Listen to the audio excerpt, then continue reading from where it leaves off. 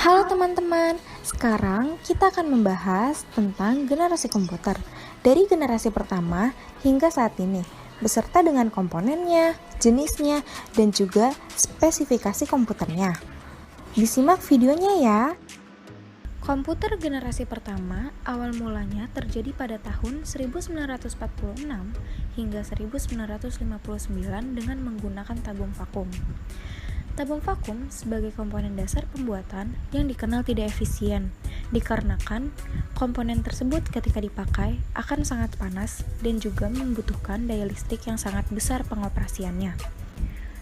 Contoh komputer generasi pertama, yaitu yang pertama ada Electronic Numerical Integrator and Computer, atau biasa disebut NIAC. Komputer generasi pertama dibuat oleh J. Presper Eckert dan John Mauchly di University of Pennsylvania. Mereka membangun NIAC menggunakan 18.000 tabung vakum berukuran 1.800 kaki dan memiliki berat hingga sekitar 30 ton. Dan yang kedua, yaitu ada Universal Automatic Computer atau biasa disebut UNIVAC, merupakan komputer digital yang dikembangkan oleh J. Presper Eckert dan John Mauchly. Komputer ini juga menggunakan 5.200 tabung vakum dengan berat hingga 13 ton. Komputer generasi kedua pada mulanya terjadi pada tahun 1959 hingga 1965. Tahun 1959, komponen dasar untuk merancang komputer ini adalah teknologi transistor. Komponen ini lebih efisien dibandingkan tabung vakum. Transistor berukuran lebih kecil dibanding tabung vakum, daya listrik yang diperlukan juga lebih kecil untuk pengoperasiannya, serta biaya pembuatan juga jauh lebih terjangkau. Bahasa programan telah diganti menggunakan bahasa assembly dan bahasa simbolik, seperti contohnya COBOL dan Fortran. Teknologi penyimpanan memori juga berubah dari drum magnetik menjadi teknologi magnetik. Jenis komputer pada generasi ini yaitu superkomputer. Contohnya ada IBM 7000, NCR 304, IBM 650, IBM 1401, Atlas, dan Mark III.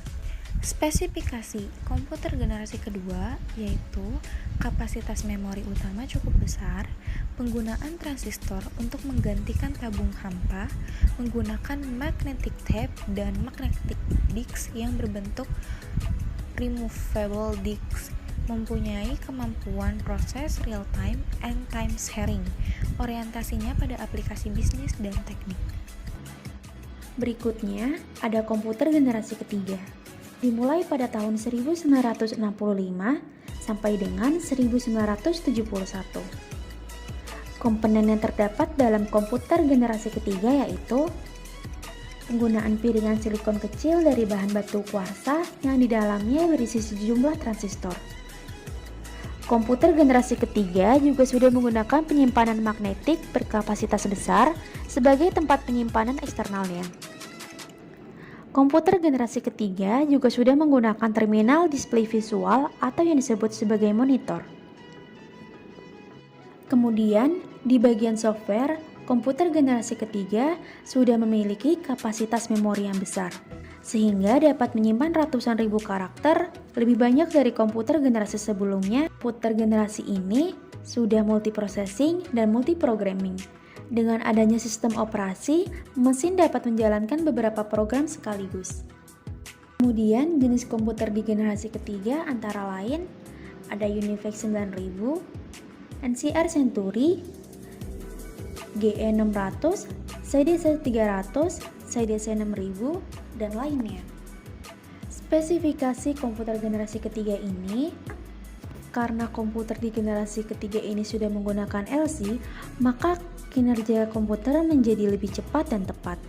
Kecepatannya hampir 10.000 kali lebih cepat dari komputer generasi pertama. Juga peningkatan dari sisi software.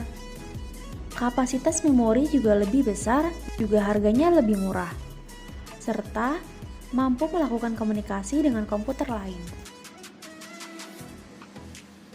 Yang terakhir, ada komputer generasi keempat, bermula dari tahun 1971 dan terus berproses sampai dengan sekarang. Komputer generasi keempat ini dibuat menggunakan komponen dasar bernama mikroprosesor yang dikembangkan sehingga bisa melakukan tugas-tugas yang lebih kompleks. Pada generasi keempat ini, banyak sekali kemajuan pesat seperti dibuatnya mouse, graphical user interface, hingga komputer jinjing yang disebut dengan laptop. Jenisnya sendiri ada IBM 370 yang menggunakan LSI, Intel 4004 mikroprosesor, personal komputer, dan desktop komputer atau komputer di atas meja.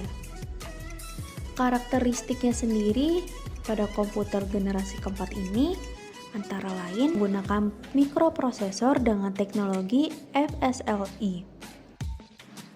Sekian yang bisa kami sampaikan dari pengertian komputer generasi pertama sampai dengan saat ini. Terima kasih sudah menyimak. Bye.